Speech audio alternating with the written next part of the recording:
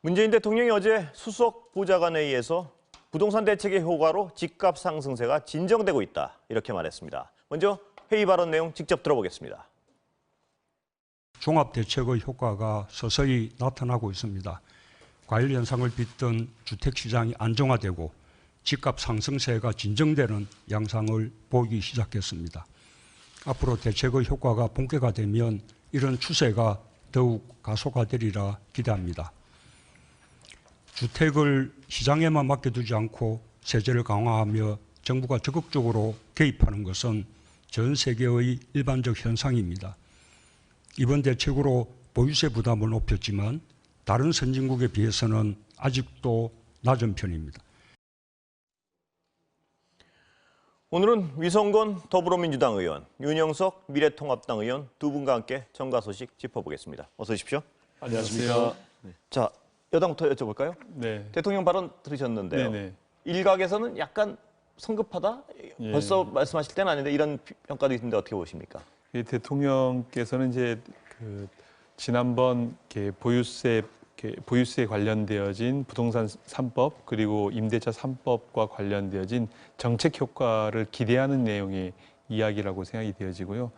관련되어진 지표를 좀 말씀을 드리면 대통령께서는 이제 한국감정원에서 발표한 자료인데요. 8월 3일 기준으로 해서 서울 아파트 주간 매매 가격 변동률이 0.04%로 나타났다고 얘기를 합니다. 그래서 지난 7월 10일 대책 이후에 서울 아파트값 변동률이 7월 13일부터 0.09%, 0.06%, 0.04%로 오름세는 지속되고 있지만 그 오름세 폭이 줄어들고 있어서 이 추세를 말씀을 하신 것 같고요.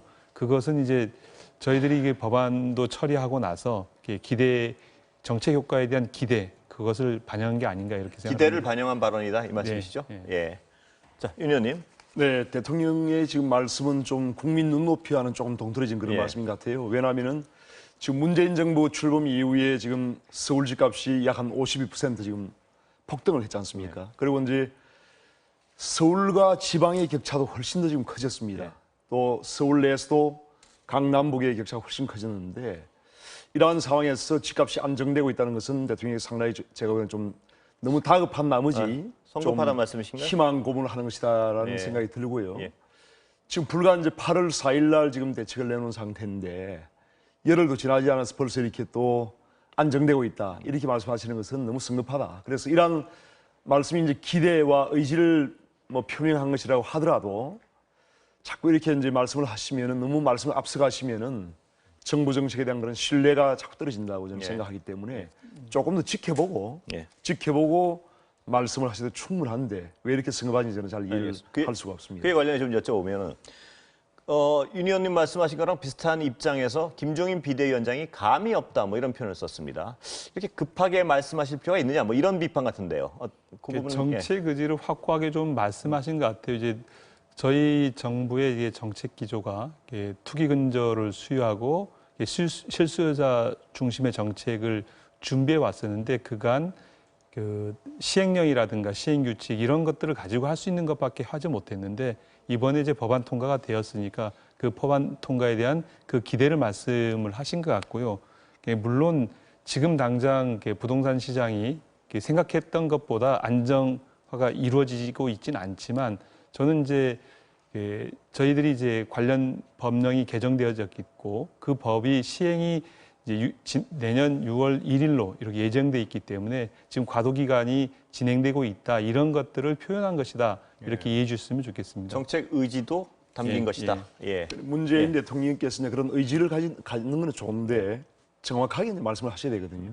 그리고 과도하게 국민들께 이제 희망을 앞서서 이렇게 드리는 그런 것도 사실은 바람직스럽지가 않습니다. 아까 위원님 지표도 있다 그러셨는데 그 부분은 어떻게? 지표도 나타나고 있다. 지표는 지금까지 나타난 것은 너무나 좋지 않죠. 사실상. 그래서 지금 앞서 말씀드린 대로 부동산 값이 폭등한 것은 틀림없는 사실이고 또 강남 일부 지역은 뭐 문재인 정부 이후에 70%, 80% 오른 데가 그걸 여쭤본 게 아니고 그 정책 시행 이후의 지표는 개선되고 있다 이 말씀인 것 같아요. 제가 보기에는 이제 지금 앞서 말씀하신 거는 그게 7월 달부터 지금 추이를 말씀을 하신 거예요. 8월 4일 이후를 말씀하신 게 아니고 그렇기 때문에 그것은 이제 물론 그런 추세가 있다는 것은 저도 이제 일부 인정을 하는 부분도 있습니다만은 그것은 이제 극히 일부의 그런 지표이고 전반적으로 볼 때 문재인 정부에서 나온 그런 부동산 폭등의 결과에 대한 그런 책임 있는 발언은 아니라고 생각하고 항상 이제 문재인 대통령께서 취임 이후에 부동산만은 잡겠다. 또 올 초에는 뭐라고 했냐면은 본인이 취임하기 전 3년 전에 가격으로 원상 회복을 시키겠다는 말까지 하셨어요.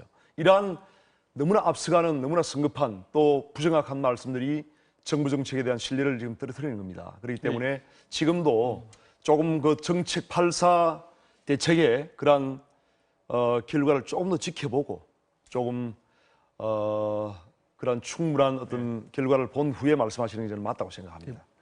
부동산 시장의 불안정성에 대해서 인정하지 않는 게 아니라 그걸 인정하는데 이제 정책 수단이 새롭게 장착이 됐으니 그것에 대해서 좀 지켜볼 필요가 있다 이렇게 보고 있는 거고요. 대통령께서도 이렇게 정치권과 언론에 좀 협조를 해달라는 협력을 좀 구하셨거든 사실은. 협조를 하면 어떤 건가요? 관련되어서 임대인과 임차인의 갈등 그리고 이제 보유자와 무주택자의 갈등처럼 이거를 만들어가서는 안 된다. 결국 우리 사회가 부동산 시장을 안정시키는 것이 목표라면 그것에 대해서도 야당이 있어서 과거에 있어서 정책이 잘못되어진 것에 비판을 할 수 있겠지만 그것을 가지고 앞으로의 정책까지도 그렇게 해서는 안 된다라고 생각이 되어지고요. 그러한 것들을 대통령께서는 말씀을 하시면서 관련되어진 부동산 정책에 대한 확고한 의지를 다시 한번 이렇게 밝히신 상황이라고 봅니다. 그래서 지금 그래서 관련되어서 부동산 가격이 많이 폭등돼 왔습니다. 그렇지만은 이번에 이제 법령이 개정됐기 때문에 관련되어서 함께 부동산을 안정화시키는 노력을 해야 되는 게 야당의 역할도 아닌가요? 이렇게 생각이 되는데. 당연히 우리 국민들의 어떤 고통에 대해서는 야당도 그 책임에서 자리 없지는 않습니다. 그렇지만은 문재인 대통령 취임 이후에 3년 동안에 이렇게 부동산 값을 폭등시켜서 서민들에게 이렇게 고통을 준 그 책임에 대해서는 문재인 대통령이 절감을 하셔야 돼요. 그러한 것을 자꾸 야당 탓만 하고 전 정부 탓만 하고 이렇게 해서는 해결책이 안 되는 겁니다. 윤 의원님 하나만 더 여쭤보겠습니다. 지금 뭘 더 해야 됩니까? 여당이나 정부 여당은? 지금 그동안에 3년 동안에는 김현미 국토부 장관이 뭐라고 했습니까? 공급이 충분하다고 했습니다. 계속 그런 주장을 했었어요. 그런데 워낙에 지금 집이 부족하다 보니까 폭등을 하다 보니까 최근에 왔어야 이제 이번에 그 22번째 대책에서 지금 공급 확대 대책을 내놨거든요. 그런데 그 공급 확대 대책이 13만 호를 더 추가로 공급하겠다고 했는데 실제 재건축을 통해서 재개발을 통해서 공공개발을 통해서 하겠다는 그것이 상당히 헛수가 지금 많습니다. 거의 13만 호 중에서 거의 절반이 지금 헛수이기 때문에 그러한 부분에서 실제적으로 어떤 국민들께 실효성 있는 그 공급 대책을 내놔야 되는 상황인데 그러한 부분에서 저희가 계속 주문을 하고 있는 상황이고요. 지금 일부 어떤 민간의 참여가 없으면 도저히 안 되는 부분인데 너무 앞서가는 부분이 많다고 저는 생각합니다. 자, 두 가지 여쭤보겠습니다. 이 얘기 또 여쭤볼 건데요. 지금 내놓은 대책에 대해서 대통령은 신임을 주신 거죠? 그러니까 예를 들면 김현미 장관의 유임은 앞으로 계속 어떤 책임을 맡긴 거라고 볼 수 있는 거죠? 그것에 대해서는 대통령께서 판단하시는 문제라고 봐지고요. 어떻든 간에 기존의 부동산 정책을 쭉 추진해 왔는데 그 추진에 제도가 보완이 안 됨으로써 어려운 점이 있는 문제를 해결한 지점이 하나가 있다라고 생각이 되어지고요. 두 번째로는 야당에서 주장하는 공급 대책이라는 것이 지금 있는 재개발, 재건축, 역세권의 고밀도 개발 이런 것들을 주장을 하셨는데 지금 우리 정부가 추진하고 있는 것 중에 13만 호 공급 대책이 있고요. 그리고 두 번째로 공급 대책이 이번 부동산 3법을 통해서 공급 대책이 마련되어진 거라고 보아집니다. 지금 다주택자가 갖고 있는 그 70만 채 이상의 것들이 조금 있으면 시장에 저는 나올 거라고 생각이 되어지거든요. 저희 정부는 그것도 하나의 공급 대책이라고 보고 있다는 말씀을 드리겠습니다. 재건축에서 민간의 협조를 끌어내지 못할 것이다. 이런 어떤 야당의 주장에 대해서는 어떻게 보세요? 방금 윤 의원님 말씀하신. 충분하진 않겠지만 민간 투자자의 입장에서 보아지면 지금 고밀도 개발로 그다음 용적률이나 이게 되어지고 그것을 일부 이제 공공 임대를 하게끔 되어져 있는데요. 그것에 대해서 인센티브가 분명히 있기 때문에 저는 들어올 거라고 보아집니다. 근데 제가 어떤 언론인지 정확히 기억은 안 나는데요. 제가 확인한 것도 아니고요. 그러나 그 언론에 따르면 전수조사를 했더니 참여하겠다는 그 재개발 조합들이 미미하다. 뭐 이런 어떤 보도도 보셨죠? 그런 보도? 보았는데 홍남기 부총리의 의견은 다른 의견이에요. 실제 이것에 대해서 문의가 들어오고 있고 실제 가능하다라고 얘기를 하고 있기 때문에 정부를 믿고 어떻든 간에 이제 공급 대책을 늘리는 방법에 대해서 논의가 있어야 된다고 생각이 되어집니다. 그 보도는 일정 부분 사실이 아니란 말씀이시죠? 홍남기 부총리 말씀에 따르면. 그러니까 민간의 참여가 그렇게 이제 충분하진 않다 인센티브가. 그렇지만 들어오긴 들어온다. 유인 효과는 반드시 있다. 그렇기 때문에 민간 개발이 되어질 것이다. 그리고 그것에 대한 문의들이 들어오고 있다라는 게 홍남기 부총리의 답변인 것 같습니다. 제가 알기로는 이제 홍남기 부총리와 김현미 장관이 그걸 발표할 때 사전 검토 작업이 굉장히 부실했습니다. 왜냐하면은 단순히 전체 재개발과 재건축 조합 중에 한 20%는 참여할 것이라고 하는 그런 막연한 기대, 전혀 실제 어떤 점검을 하지 않고 그렇게 낸 숫자이기 때문에 그 자체가 허술하는 거죠. 그리고 실제 그 발표한 이후에 그 재건축 조합 또 재개발 조합들에서도 참여가 상당히 저조한 그런 상황이거든요. 그래서 이제 저희가 걱정을 하는 것이고 또한 이제 문재인 대통령도 지금 방금 방송에도 나왔습니다만은 부동산 세금이 많지 않다는 그런 인식도 사실은 잘못된 거예요. 왜냐하면은 지금 우리나라가 보유세 그리고 취득세, 양도세, 소위 이제 보유세가 있고 거래세가 있지 않습니까? 이 보유세와 거래세를 다 합치면은 GDP 대비 OECD 국가 중에서 최상위권이에요.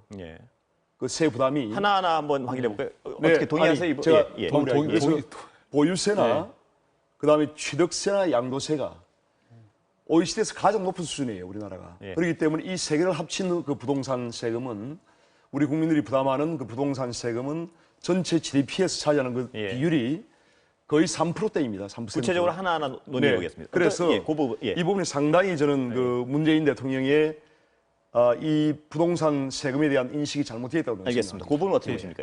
객관적으로 발표되어진 자료와는 전혀 다른 이야기를 하고 계셔서 전혀 그렇지 않아요. 지금 부동산이 갖고 있는 세금 부담 비율이 지금 11% 정도 되죠, 우리나라가.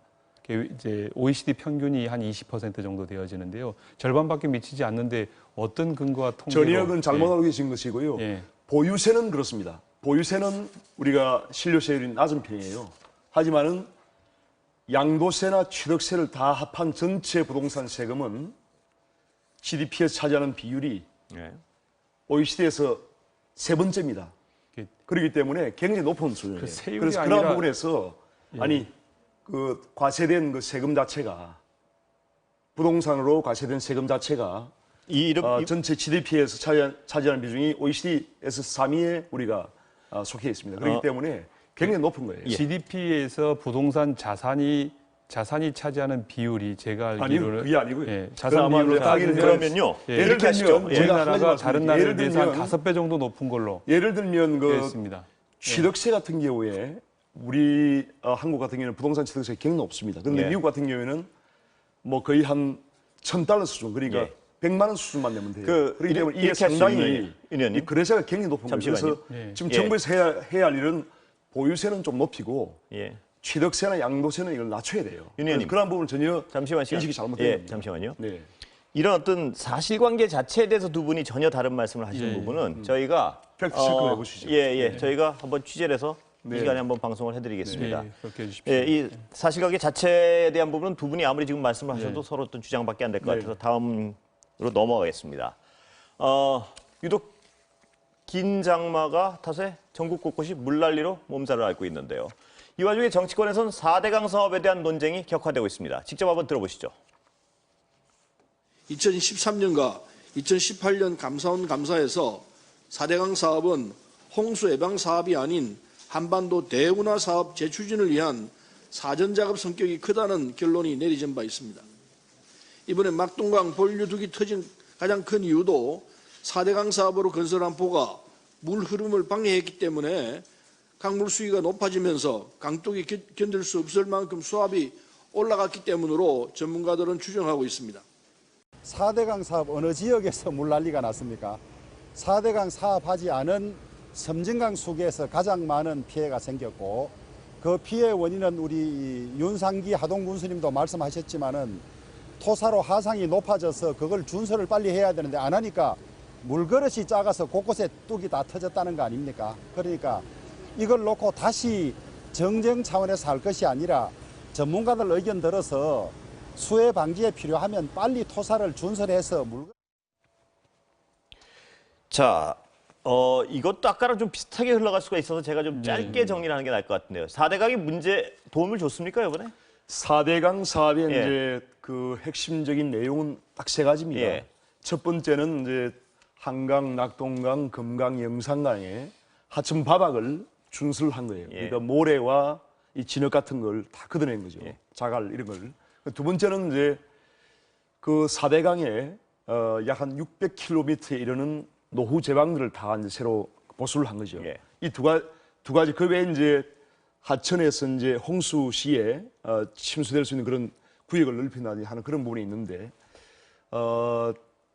이제 그러한 부분에서 이제 보를 만든 것도 있죠. 그래서 이러한 부분에서 이제 준설을 한 것이 약 한 5억 입방미터입니다. 예. 엄청난 양이죠. 그다음에 제방을 높이고 보강을 해서 담수를 한 것이 약 4억 입방미터 정도 됩니다. 그래서 한 총 9억 입방미터 정도의 하천의 용량을 넓히기 때문에 그것을 크게 키운 것이죠. 예.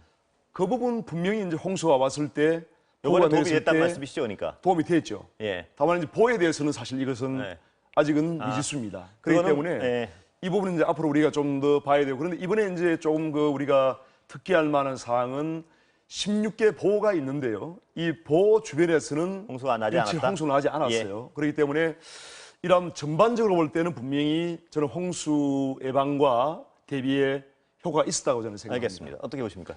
예, 우리가 4대강 사업이라고 인터넷을 검색하면 뭐라고 나와 있냐면 이렇게 보 16개 설치한 것 그리고 댐 5개 설치한 지금 것 준설을 말씀하셨는데요. 예. 저류지를 50여 개 설치한 것 이게 4대강 사업이라고 되어 있거든요. 지금 보준설이나 제방보수는 사실은 이것을 보완하기 위해서 만들어진 거거든요. 그 보를 통해서 그 강 수면의 물량을 늘리고 그 물량을 늘린 것을 가지고 운하가 배가 다니게끔 하는 구조를 만들기 위해서 만들었다라는 게 그 인터넷에 나와 있는 개념적 정의예요, 사실은. 그런데 이제 그것 때문에 바닥도 준설하고 사실은 그 제방도 보수한 것에 대해서는 잘했다고 봐집니다. 그렇지만 4대강 사업의 일부라는 거죠, 사실은. 전체 예산의 거의 대부분은 22조를 보나 댐을 만드는 데 사용을 했습니다. 그리고 그러다 보니까 보를 만들고 제방을 보완했는데 보를 만들기가 일반적으로 담수량이 많아졌습니다. 앞서 윤영석 의원님께서 5억 톤, 5억 입방미터, 그걸 지금 물은 비중이 1이기 때문에 5억 톤이라고 얘기할 수 있는데요. 5억 톤의 일을 담아두게 되어지다 보니까 결국은 제방이 약해지는 효과들을 나타내게 되어지고 급히 홍수가 나거나 물량이 많아져서 흐름이 나타날 때는 보가 그것을 막는 역할을 함으로써 전체적으로 보수면 제방이 약화되어지는 현상을 발생하게 되어집니다. 앞서 의원님께서는 보 주변에는 전혀 제방이 무너지지 않았다 했는데 낙동강에 합천 창녕보 260m 상류 지점에서 보가 터졌거든요. 터져서 그 지역 일대가 되었고요. 그 다음에 영산강에서도 마찬가지로 관련되어진 보가 터짐으로 인해 가지고 침수가 일어났습니다, 사실. 근데 전체적으로 저는 4대강 이 문제를 가지고 홍수 피해로 국민들이 어려워하고 힘들어하는데 4대강을 꺼내서 이걸 정쟁의 이슈로 다시 삼아서 국민들께 다시 한번 아픔을 전해주는 것은 통합당이 이것에 대해서는 잘못한 게 아닌가 이런 생각이 듭니다. 네, 저도 답변 들어봐야겠다. 예. 국민들의 어떤 아픔을 정쟁에 이용하는 것은 결코 그럼 안 된다고 저는 생각합니다. 다만 이제 정책적으로 이것이 필요하다. 또 앞으로 이제 이러한 4대강 사업을 지금 가장 중요한 것은 본류는 이제 거의 다 됐고 예. 지류와 이제 지류까지 지층까지 확대해야 이제 된다는 말씀인가요? 확장해야 되는데 예. 그러한 필요성을 저희가 이제 제기하는 겁니다. 그래서 이제 그 당시 제가 조금 이제 예. 팩트를 좀 그 말씀드리면은 창녕군 그 장천리에 지금 그 보가 드신 게 아니고요. 보가 드신 게 아니고 제방이 이제 유실된 겁니다. 제방이. 그래서 보가 드신 게 아닙니다. 보가 드신 게 아니고 영산강도 마찬가지 보가 드신 게 아니에요. 그리고 이제 보에서도 문제가 생긴 게 아닙니다. 결국 이제 제방의 어떤 이의 그 문제점 예. 이런 문제 때문에 제방이 유실됨으로써 이런 상황이 근데 생겼는데 윤 그래서 의원님도 만약에 보가 문제 있다면은 16개 보 주변에 어떤 제방들이 다 문제가 있지 않겠습니까? 근데 전혀 그런 게 제가 아니거든요. 추가 질문 하나만 드리겠습니다. 네. 아까 윤 의원님 말씀하셨지만 보 자체가 홍수를 막는 데 도움이 됐는지 안 됐는지는 아직 판단할 게 그건 아니라고 미지수. 말씀하셨죠. 다만 이제 예. 4대강 사업에 아까 이제 인터넷에 있는 내용을 말씀하셨는데 그 당시에 이제 이명박 정부 때 정부에서 공식적으로 발표한 마스터 플랜 내용이 제가 말씀드린 내용이에요. 예. 그 내용이 이제 첫째는 하천의 준설, 본류를 모래와 자갈, 진흙을 약 한 5억 입방미터 정도, 5억 톤을 걷어내겠다 하는 그 부분이고요. 두 번째가 이제 제방을 600km를 보수하겠다 이런 내용들이거든요. 그래서 이러한 부분은 분명히 홍수를 방지하고 대비하는 데 도움이 됐다고 저는 말씀드리는 것이고 이제 문재인 대통령도 어제 그 낙동강 보에 그러니까 4대강 보에 설치가 홍수에 도움이 됐는지 여부를 밝히자 이렇게 예. 이제 말씀하셨는데 예. 저는 그건 상당히 좀 편협된 그런 말씀을 생각하고요. 준설이 포함돼야 된다는 말씀이시죠? 당연히 준설도 포함돼야 예. 되고요. 제방을 보수하는 것도 포함되고 전반적으로 알겠습니다. 4대강 사업 전반적에 대해서 홍수 피해를 예방하는 예. 도움이 되는 이렇게 예. 봐야지 예. 문재인 알겠습니다. 대통령이 답변 보만 딱 집어서 이렇게 하는 것은 그야말로 그것은 예. 진영론에 갇혀서 그야말로 자, 정쟁으로 의원님, 그것을 답변부터- 삼고자 하는 그거밖에 안 된다는 답변 들어볼까요? 저도 저는 예. 굉장히 잘못됐다고 예. 생각합니다. 그 당시 4대강 사업을 할 때 환경단체에서 4대강 보호 준설이나 댐을 만들 것이 아니라 하천의 지류를 정비하는 사업을 하자라고 얘기를 했는데 그게 아니라 보호와 댐을 만드는 게 우선이다라고 해서 보호와 댐을 만드는데 22조를 썼습니다. 준설은 포함이 안 된다는 말씀이죠? 제가 그 보기엔 당시에 좀 잘못 준설은- 알고 계신 것 같아요. 아니요. 잘못 알고 아니, 계신 제 것 같아요. 얘기, 저도 지금 내용이 그게 아닙니다. 잠시만요. 예, 들어보겠습니다, 일단. 예. 저도 얘기할 전혀 기회, 내용이 그렇지 않아요. 왜냐면 저도 얘기할 사실과 다른 기회를 말씀하시니까 예, 그렇죠. 잠시만요. 이게 듣고 가겠습니다. 사실 얘기를 할게요. 그 당시 환경단체들의 요구사항이 그거였어요.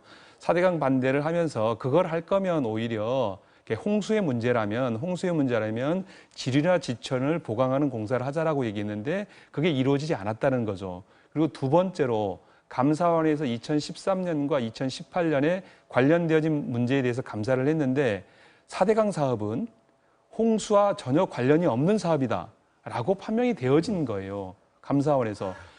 2013년은 그 당시 시절이 박근혜 대통령 시절의 감사원 보고거든요. 그렇게 보면지면 물론 이제 4대강 사업을 하는 과정에서 준설이 이루어졌기 때문에 일부 효과가 있을 수 있다라고 생각됩니다.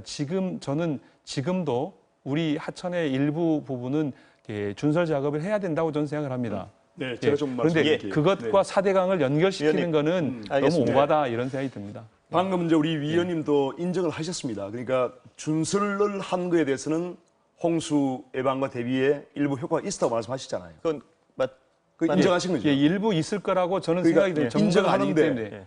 인정하는데 문재인 정부의 2018년도 감사원 감사에서는 제로라고 말씀했단 예. 말입니다. 그리고 이게 현 정부가 얼마나 이게 잘못된 것인가 하는 13년 것이 감사 결과는 어떻습니까? 13년에는 그 당시 본류에 준수를 한 것이 또 제방을 높인 것이 홍수의 거의 전체 유역의 90%가 효과가 있었다고 했어요. 그 당시에는. 아니요. 정확합니다. 정확하게. 2014년도 박근혜 정부 당시에는 90% 이상이 효과가 있었다고 했어요. 그런데 그것을 문재인 정부가 2018년에 감사원을 이용해서 완전히 전혀 다른 결론을 낸 거예요. 이것이 자. 그야말로 이러한 것을 국책 사업마저도 위원님, 정치적으로 하나만- 이용하고자 하는 이 자, 문재인 정부의 잘못된 것이라는 알겠습니다. 것이죠. 제가 말씀 마무리하겠습니다. 왜냐하면 다른 왜 주제가 그 있어서. 당시에 지류와 지천을 하지 않았나고 하면요. 아까 말씀을 하시지 않습니까? 우선은 본류의 하상을 낮춰야 됩니다. 낮추고 전체 본류의 용량을 높여야 됩니다. 그 다음에 지류와 지천에서 흘러오는 물을 담기 위해서 그런 거예요. 예. 우선순위가 있는 겁니다. 아니, 지류와 지천을 하지 말자는 게 아니고 사실을 완전히 거꾸로 만드시는 우선순위가 거예요. 있는 거예요. 우선순위가. 이렇게 본류를 강 안에 먼저 정비하고 강 안에 지류와 담수를 지천을 잠시만요. 한 분씩 말씀하시죠. 하자는 거예요. 네. 강 안에 담수 능력을 높여서 이렇게 배가 지나가기 위해서 보를 설치한 거고요. 그 담수 능력을 높이기 위해서 준설을 한 거죠. 이거는 알겠습니다. 예. 선후를 거꾸로 말씀하시고 계시는 예. 거예요. 지금. 자, 네. 그 다음에 아까 이것도 팩트에 대한 부분은 예, 서로 하나 더 다르게, 말씀드리면 아니, 다른 문제 좀 아니 얘기해요. 예. 아까 말씀드리면 저 합천보 제가 말씀했잖아요. 이렇게 보가 강에 가는 물을 막았기 때문에 위에 있는 제방이 터지게 되죠. 약한 곳이. 이 보가 없었다면 물이 흘러가기 때문에 이 제방이 터질 일이 없는 거예요. 그거는 보를 만들었기 때문에 제방이 터졌다. 이렇게 인과관계를 보는 게 저는 알겠습니다. 맞다고 봅니다. 자, 만약에 잠시만요, 위원님. 그렇다면 위원님? 그렇다면 16개 보 주변에 취약한 제방들은 다 문제가 생겨서 됩니다. 그런데 결국 그런 자, 게 아니거든요. 위원님들. 그래서 예. 이러한 일부의 사실을 침소봉대하는 그런 어떤 말씀은 자, 상당히 제가 저는 두 가지 논리적이 않다고 위원님 생각합니다. 잠시만요. 보시면, 잠시만요. 이거 보시면 지금 이게 제방이거든요. 이 밑에 보가 있어요. 보가 상당히 떨어져 있어요. 한 자, 400m 떨어져 있습니다. 예, 그러니까 260m 떨어져 있습니다. 위원님 잠시만요. 만약 그런 논리라면 잠시만요. 전체 제방 보에 관- 다 문제 생기는 거예요. 제방 관리를 잘못한 건 문제라고 자, 봅니다. 자, 위원님들. 이 감사원 감사 결과에 대해서는 역시 다음에 하여튼 사실관계 확인을 좀 해보겠습니다. 제가 한 예, 말씀만 드리겠습니다. 예. 아니, 문재인 정부는 취임 3년 동안에 지금까지 홍수 예방을 위해서 전혀 아무것도 안 하다가 갑자기 문제 생기니까 다 전 정부 탓을 돌립니다. 또 전 정부 이런 탓을- 식으로 해서 과연 집권하는 게 무슨 의미가 있습니까? 유영석 의원님, 전 정권으로 돌리는 게 아니고요. 다 객관적 탓을 하고 사실을 있잖아요. 보면 전부 야당 탓, 홍수 전 정권 자, 탓. 홍수 피해는 위원님, 96%가 잠시만요. 지류에서 이루어지고요. 본류에서는 그러니까 4%밖에 이루어지지 지금- 않는데 그 4%의 준설 잠시만요. 사업으로 홍수 방지 효과를 위원님. 했다라는 것은 논리적으로 맞지 위원님. 않아요. 예. 자, 예. 이 문제는요. 역시 팩트에 대해서 팩트 자체에서 두 분이 말씀이 다르기 때문에 어떤 다른 여러 가지 경로를 통해서 사실관계 확인이 필요해 보입니다. 그리고 어떤 정치적인 주장은 더 하셔도 비슷한 말씀을 하실 것 같고요. 다음 얘기로 좀 넘어가겠습니다. 통제를 좀 따라주시죠. 예, 알겠습니다. 어제 김종인 위원장이요. 지금 통합당이 좀 달라지고 있다. 뭐 이런 평가들을 하는데 달라지고 있다고 느끼십니까? 그 호남 피해 지역 선제적으로 방문한 거 예, 예. 주호영 원내대표가 예. 이러면서 또 여론조사상 지지율도 좀 올라가는 거 달라지고 있다고 보십니까?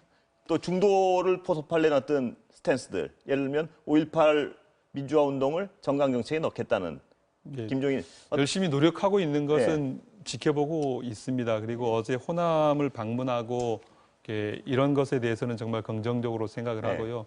앞으로 우리 정치가 현장 방문하고 현장의 목소리를 잘 청취하고 그걸 정책에 반영하는 역할을 해나가는 노력을 더 해야 되겠다는 생각을 하고요. 그런 노력을 하고 있는 것에 대해서는 높이 평가합니다. 예. 저희 당에서도 예. 오늘 만만치 않다는 평가가 나오는 것 같은데 예, 김종인 비대위원장이 그거 동의하세요? 만만치 저희 대표도 하셨고요. 네. 그렇기 때문에 잘 열심히 하고 계신 것 같습니다. 그렇지만 아직 그 미래통합당이 전면적으로 변하거나 그런 것들은 느끼고 있지 못합니다. 저희 당에서도 오늘 그 충북에 갔고요. 또 내일은 또 전남, 전북에 가고 있습니다. 인정하실 때 시원하게 안 하시는 것 같아요. 어떻습니까? 네, 통합당이 저희는 변하고 있습니까? 사실 이제 지금 현재 국회 상황을 보시면은 민주당의 일방적인 독주가 지금 너무 심하잖아요. 네. 그리고 이제 대통령도 지금 거의 야당의 그런 목소리에 귀를 닫고 있는 그런 상황이기 때문에 저희 상당히 답답하죠. 그래서 저희는 이제 국민만 바라보고 이제 뚜벅뚜벅 정말 앞으로 나가겠다는 그런 생각을 가지고 있는 것이고요. 시간은 이번에 많았습니다. 이제 호남 지역에 저희가 방문한 것은 어떤 정치적 의미보다는 그 정말 호남 지역과 일부 또 이제 섬진강 유역 쪽에 상당히 피해가 극심했기 때문에 저희 방문한 것이고 앞으로 저희가 지금 민주당이 지지율이 많이 떨어지고 있는 상황인데 결코 어떤 민주당이 잘못한 것에 대해서 반사익을 저희가 얻을 생각이 전혀 없습니다. 저희는 저희로 열심히 할 것이고 알겠습니다. 제1야당으로서 본분을 다 할 것입니다. 오늘 말씀 여기까지 듣겠습니다. 두 분 감사합니다. 감사합니다.